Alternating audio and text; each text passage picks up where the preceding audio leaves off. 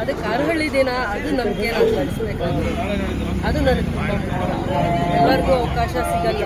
ನನಗೆ ಅವಕಾಶ ಕೊಟ್ಟಿದ್ದಾರೆ. ನನ್ನ ಜವಾಬ್ದಾರಿನ ನಾನು ಶ್ರದ್ಧೆಯಿಂದ ಮಾಡೋಣ.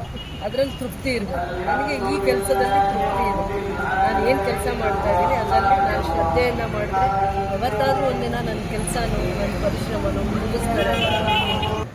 PWD ನಾರ್ಮ್ಸ್ ಪ್ರಕಾರ ಇದೊಂದು ಹೈವೇ ಆಗುತ್ತೆ. ಹೈವೇಗೆ ಆ ಕಡೆ ಈ ಕಡೆ ಕನೆಕ್ಟಿಂಗ್ ಆಗಿ ಡ್ರೈನ್ ಮಳೆ ನೀರು ಹೋಗಲಿಕ್ಕೆ ಪ್ರಾವಿಷನ್ ಮಾಡಿದ್ದೀವಿ. ಮತ್ತು ಅದು ಓಪನ್ನೇ ಇರುತ್ತೆ. ಪಂಚಾಯತಿನ ಮೇಂಟೈನ್ ಮಾಡಿ ಅಂತ ಹೇಳ್ಬೋದು. ಇವತ್ತವರೆಗೂ ನಾನು ನೀವು ಆ ಕಡೆ ಈ ಕಡೆ ನೋಡ್ತಾ ಇದ್ದೀವಿ. ಎಲ್ಲಾದರೂ ಕಾಲುವೆ ಕಾಣ್ತಾ ಇದೆಯಾ? ಮುಚ್ಚಾಕಿದ್ದಾರೆ. ಮನೆ ಕಟ್ಟೋಗು, ಕಾಂಪೌಂಡ್ ಕಟ್ಟೋಗು, ಅಂಗಡಿ ಎಕ್ಸ್ಟೆಂಡ್ ಮಾಡೋಗು ಎಲ್ಲರ ಕಡೆಯಿಂದನೂ ತಪ್ಪಾಗಿದೆ. ಪಂಚಾಯತಿ ಮೇಂಟೈನ್ ಮಾಡೋಕ್ಕಾಗಿಲ್ಲ ಅಂದರೆ ತಗಿಲಿ. ಯಾರಾದರೂ ಮುಂದೆ ಅಂಗಡಿಯವರಲ್ಲಿ ಮೆಕ್ಯಾನಿಕ್ ಶಾಪ್ ಇದೆ, ಅಲ್ಲಿ ಮುಂದೆ ಅವರು ಕ್ಲೀನ್ ಮಾಡ್ಕೊಳ್ಳೋದಕ್ಕೆ ಅವಕಾಶ ಕೊಟ್ಟಿದ್ದಾರೆ ನೋಡಿ.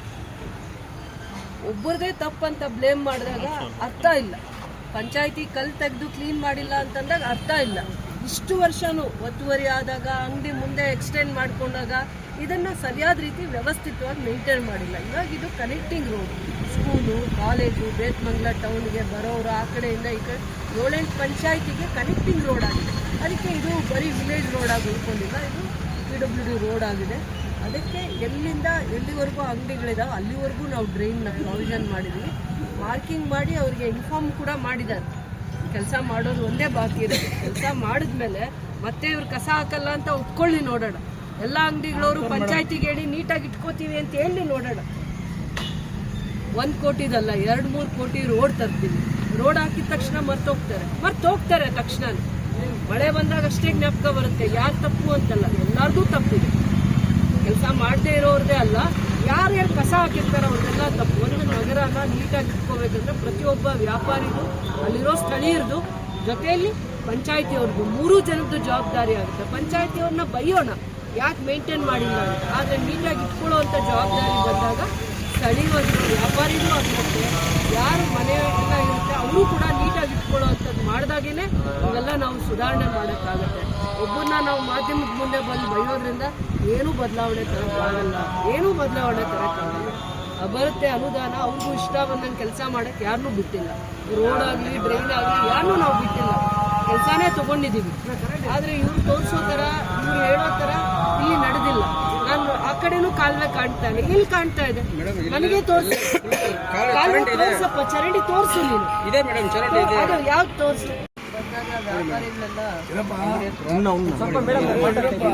ಅಷ್ಟೇ ಗೊತ್ತಿರುತ್ತೆ. ಅವರು ಅಂಗಡಿಗಳ ಮುಂದೆ ಡ್ರೈನ್ಸಲ್ಲಿ ಎಷ್ಟು ಚಿಕನ್ ವೇಸ್ಟ್ನ ಎಲ್ಲ ಹಾಕ್ತಾರೆ ಅಂತ ಅಬ್ಸರ್ವ್ ಮಾಡಿ.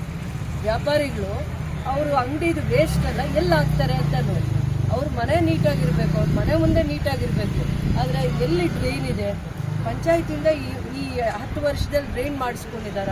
ಇಲ್ಲಿರೋ ಸ್ಥಳೀಯರು ಮೇಂಟೈನ್ ಮಾಡ್ತಾ ಇದ್ದಾರೆ. ನನ್ನ ಜವಾಬ್ದಾರಿ ರೋಡ್ ಹಾಕ್ಬೇಕಾಯ್ತು. ರೋಡ್ ಜೊತೆ 400 ಮೀಟರ್ಸು 430 ಮೀಟರ್ಸು ಡ್ರೈನು ಮಾಡ್ಕೊಂಡಿದ್ದೀವಿ. ಯಾಕಂದರೆ ಇದು PWD ರೋಡ್ ಸ್ಟ್ಯಾಂಡರ್ಡ್ಸ್ ಪ್ರಕಾರ ಇದು ಬೇತ್ಮಂಗ್ಲ ಟೌನಿಂದ ಚಾಸಂಬಳ್ಳಿಗೆ ಹೋಗೋ ದಾರಿಯಲ್ಲಿ ಟೋಟಲ್ 900 ಮೀಟರ್ಸ್ ಅಷ್ಟು ಡ್ರೈನ್ನ ಮಾಡ್ಕೊಂಡಿದ್ದೀವಿ.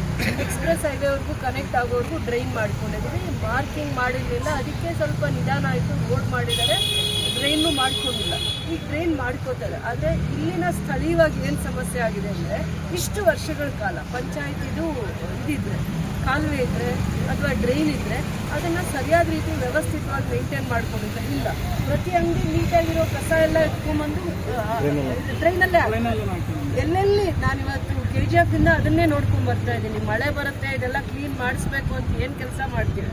ಎಲ್ಲೆಲ್ಲಿ ಅಂಗಡಿಗಳಿದ್ದಾವೆ, ಎಲ್ಲೆಲ್ಲಿ ವ್ಯಾಪಾರ ಮಾಡ್ತಾರೆ, ಅವರು ಎಲ್ಲ ಅಂಗಡಿ ವೇಸ್ಟ್ನು ಕೂಡ ಕಸಕ್ಕೆ ಹಾಕಲ್ಲ, ಡ್ರೈನಲ್ಲೇ ಹಾಕ್ತಾರೆ. ಮತ್ತೆ ನೀರೇನಾದರೂ ತುಂಬೋಗಿ ಅಂಗಡಿಗೋ ಮನೆಗೋ ನುಗ್ಗಿದ್ರೆ ಬರ್ತಾರೆ ಮೀಡಿಯಾ ಮುಂದೆ ಮಾತಾಡೋದಕ್ಕೆ. ಯಾವಾಗಲೂ ಅದನ್ನು ಅಬ್ಸರ್ವ್ ಮಾಡಿ, ತುಂಬ ಓವರ್ ಸ್ಮಾರ್ಟ್ ಆಗಿ.